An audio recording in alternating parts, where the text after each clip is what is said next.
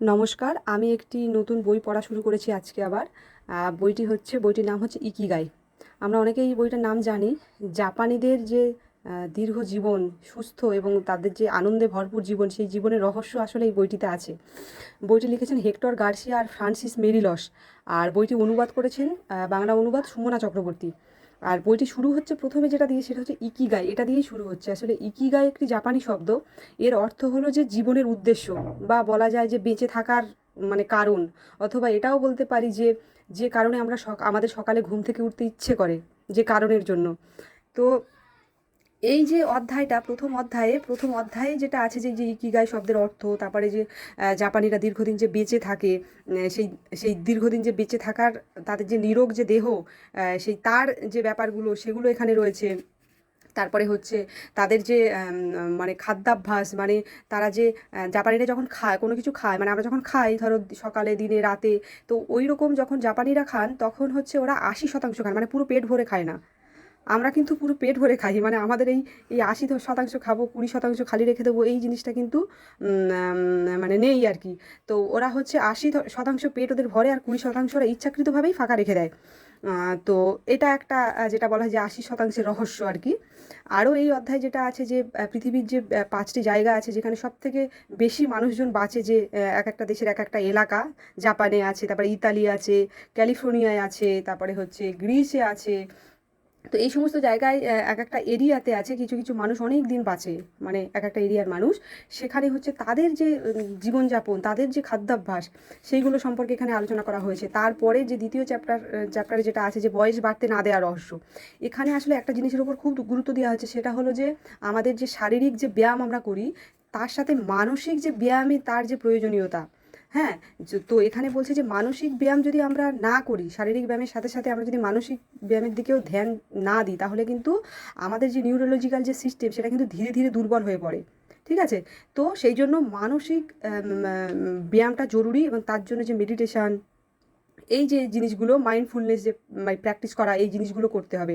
এবং এখানে আরও যেটা বলা হয়েছে যে আসলে দীর্ঘ জীবন লাভ এবং সুস্থ জীবন, সুন্দর জীবনের জন্য আসলে বড় বড় অনেক কিছু করতে হবে এরকম নয়। আসলে ছোট ছোট জিনিস, অনেক ব্যাপার আছে যেগুলো আমরা আমরা করে কিন্তু এই এই সুন্দর জীবন লাভ করতে পারি।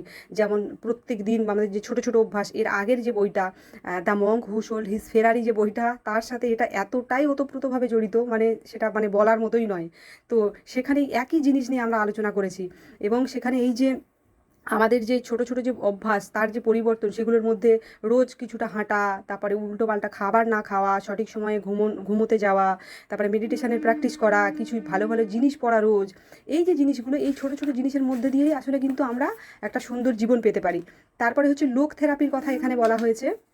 এই যে লোক থেরাপি, এটা নিয়ে কিন্তু ভীষণ বিস্তারিত এখানে আলোচনা করা হয়েছে তৃতীয় অধ্যায়ে।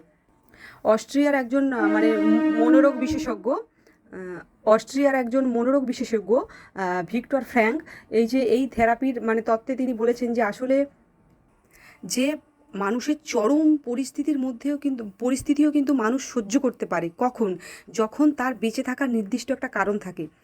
আমি জানি না যে একটা বই পড়েছিলাম যে ম্যান সার্চ ফর মিনিং, এই বইটাতে এই জিনিসটাই দেখানো আছে। সেকেন্ড ওয়ার্ল্ড ওয়ারের সময় একজন মানুষ, যিনি হচ্ছেন মানে যার আটকে রাখা হয় আর কি, যে ক্যাম্পগুলো, ডিটেনশন যে ক্যাম্পগুলো থাকে আর কি, ইহুদিদের যে আটকে রাখা হতো, তো সেই ক্যাম্পে সে যে চরম অত্যাচার সহ্য করার পরেও মানুষটি মানে বেঁচে ছিল আর কি। সেই জিনিসটাই এখানে আর কি বলছে যে মানুষ চরম অত্যাচার সহ্য করেও বেঁচে থাকতে পারে যদি মানুষের বেঁচে থাকার একটা উদ্দেশ্য থাকে জীবনে। এবং এই যে উদ্দেশ্যটা, এই এই এই আগের বই যেটা আমি শেষ করলাম কালকে, সেই বই ওই একই জিনিস আছে, যে আমাদের জীবনের, আমাদের ভালো লাগার যে জিনিসটা, সেটাকে খুঁজে বের করতে হবে। এবং সেটা যদি আমরা করতে পারি, এবং সেটা যদি আমরা করি, তাহলে আমাদের আর অন্য কোনো কিছুর আসলে প্রয়োজন পড়ে না। তাহলে এমনিই আমরা, আমাদের মানে ভালো লাগা তৈরি হয়ে যাবে, আমাদের বেঁচে থাকতে ইচ্ছে করবে সেই কাজের মধ্যে দিয়েই। আর ওই ইচ্ছেটাই আসলে মানুষকে বাঁচিয়ে রাখে, তার কাজের মানে সে যে কাজ করতে ভালোবাসছে, এটাই হচ্ছে মানুষকে বাঁচিয়ে রাখে। তারপরের যে অধ্যায়টা আছে সেটা হলো যে ফ্লোর সন্ধানে।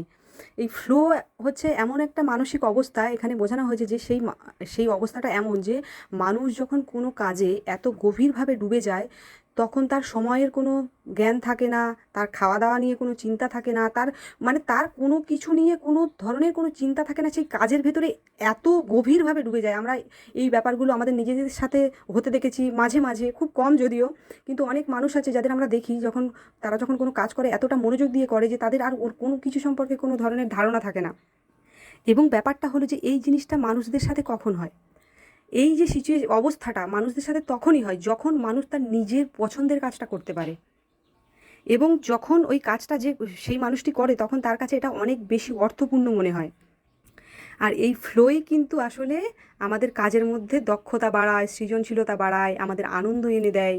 আর এই ফ্লো যার জীবনে এসেছে তার আসলে আর অন্য কোনো কিছুর প্রয়োজন হয় না।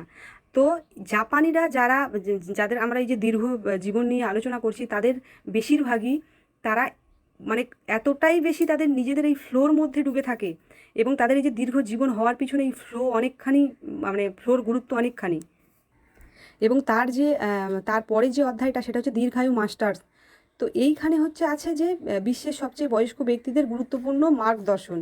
এই যে চ্যাপ্টারটা এখানে আসলে যেটা আছে সেটা হলো যে মানে গিনিস বুকে যাদের নাম উঠেছিল আর কি, যে সমস্ত বয়স্ক মানুষদের, তাদের আসলে সাক্ষাৎকার বলা যায়, যে তাদের যে জীবনটা, তারা যে এত এত বছর বেঁচেছেন, 110 বছর, 115 বছর, 100 বছর তারা যে বেঁচেছেন, তাদের তাদের আসলে সারাটা জীবন তারা কেমনভাবে কাটিয়েছে, তারা তারা তাদের খাদ্যাভ্যাস কীরকম ছিল, তাদের জীবনযাপন কীরকম ছিল, তারা মানে কেমন ধরনের জীবনযাপন করতো, তাদের এই যে জিনিসগুলো নিয়ে এখানে আলোচনা করা হয়েছে।